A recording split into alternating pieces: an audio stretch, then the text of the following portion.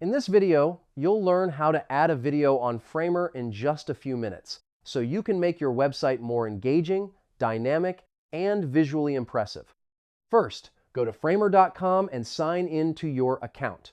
Open your project or create a new one, then navigate to the page where you want to add your video. It can be the home page, a landing page, or any section you like.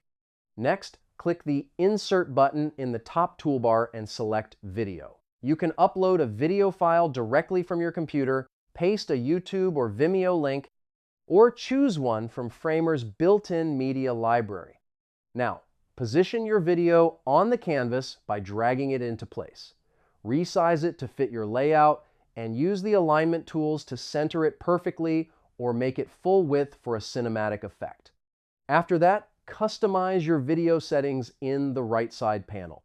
You can enable autoplay, loop the video, mute the sound, or hide the controls to create a clean, professional look that fits your design perfectly.